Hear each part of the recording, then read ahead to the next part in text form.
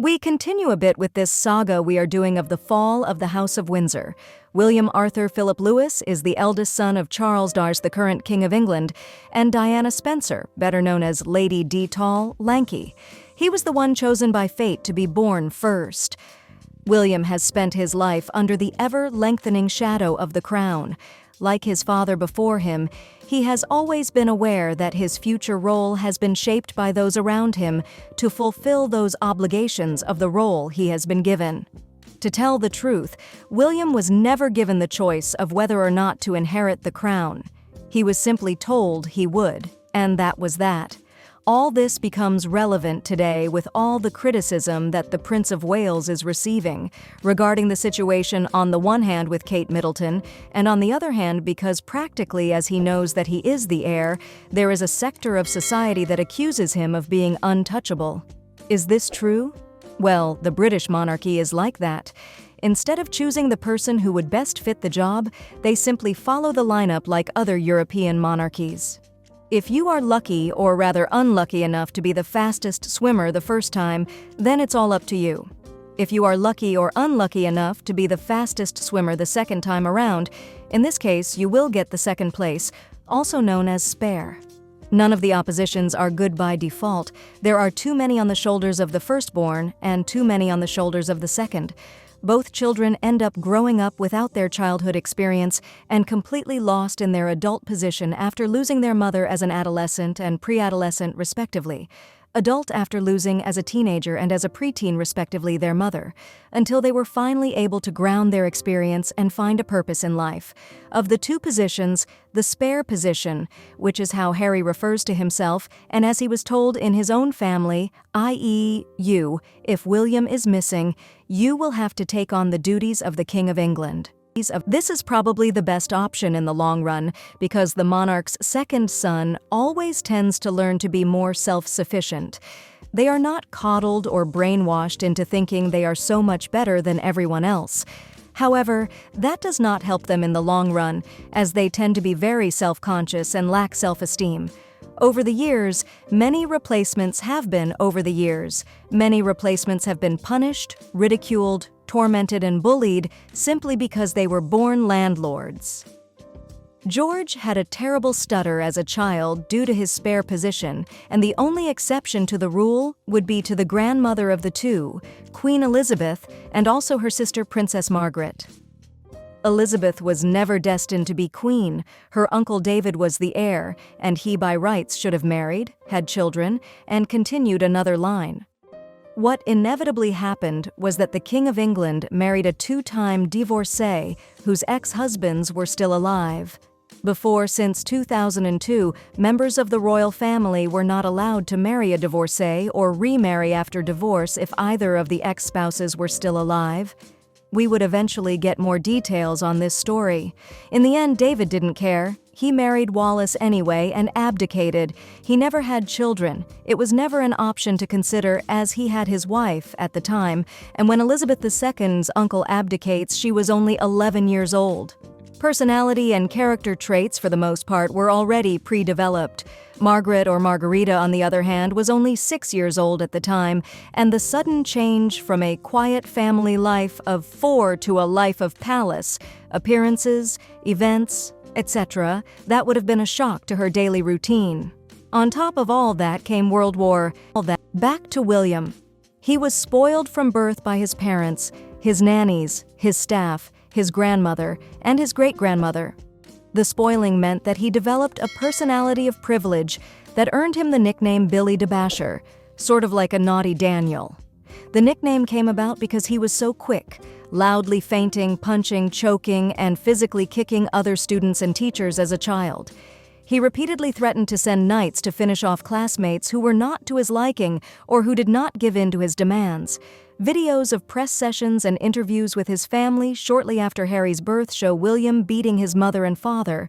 There are also videos of Harry and William, much older, photographed with his father, where William hits Charles in the back of the head repeatedly.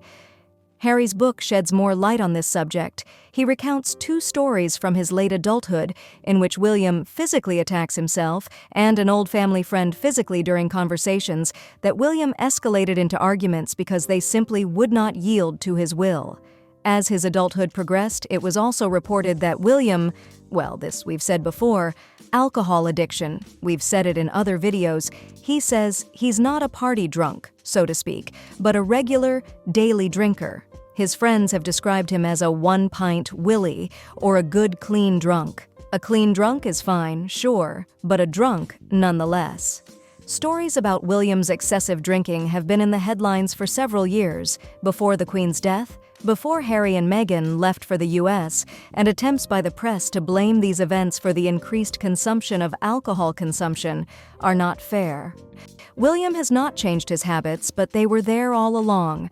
I pause to say that the rumors that exist about an alleged bad life of William to Kate go a little along these lines.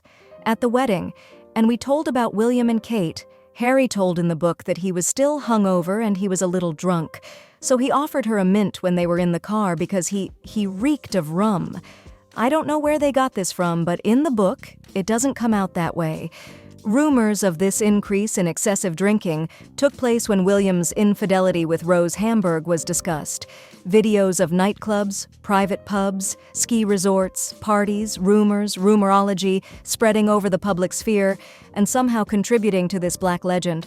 William's friends, quote-unquote, are the ones who first spread this series of rumors, including Mike Tyndall, the husband of William's cousin Zara, was the family member who blurted out to the public William's nickname of 1-pint Willie, claiming that he gets drunk very quickly on very little. The press has tried to focus all the blame on Harry's departure because Willie drank, but the fact is, he has always been a heavy drinker. This is nothing new. In fact, it has only gotten worse as he gets older. William's drinking is a direct link to his trauma, his troubled childhood, and his complex personality. 3 things he would do well to get professional help with. There is also a very strong link between narcissistic disorder and alcoholism. But, well, I think this should be enough. It must be said that at the separation of his parents, Lady Di and Charles, Harry was 10 years old, he was a child, but this one was a teenager at 14. In addition, the revenge of his own father, Charles, during the divorce process required a special mediation in which William, being a little more conscious, was not well off in that sense. In any case, the Queen intervened there to get William on the right track for the crown and had even started having lunches, tests, and weekend visits with William at Windsor. Weekend visits with William at Windsor after he enrolled at Eton College, even as a teenager, practically coming of age. Harry was excluded from all of this, and well, a lot of people wonder if Lady Di, if Diana Spencer hadn't died, if William might have turned out differently, and they might not have been so focused on that exclusivity that we can now certainly see as somewhat toxic. It's actually quite interesting, this whole thing. I think it goes back to some unaddressed post-traumatic stress, something that we can glean a little bit from Harry's biography, but specifically to Harry. We didn't know that William, we could intuit it perhaps, but this last part of The Fall of the House of Windsor ends up saying that the combination of post-traumatic stress disorder coupled with William's clear narcissism, if reports are to be believed, turned him into an alcoholic, and that this ultimately poses a huge problem, not only for William and those in his circle, but for the crown. So this is very much the beginning of the end. Well, so far, this 3rd and 4th part, I've already lost a little bit. Then I'll look for it to do the podcast, but in any case, well, it is a portrait of William, a little hidden, beyond the image of that clean air with a neat woman who practically everything has been left of the diseases, and especially with the mystery that is there. Recall that the rumorology that William and Kate would have agreed or would be talking about separation or divorce by the end of the year 2023.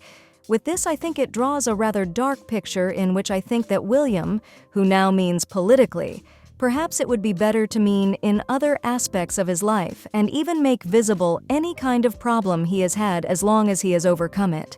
I think that would be a positive image for him. I have to say that many of the things seem to me very exaggerated by the British tabloid newspapers, but in others, well, one can be suspicious. I don't know what your opinions are in comments. Subscribe, like. I support the channel and I'll leave you here with more videos and on the secondary channel. Thanks for being there.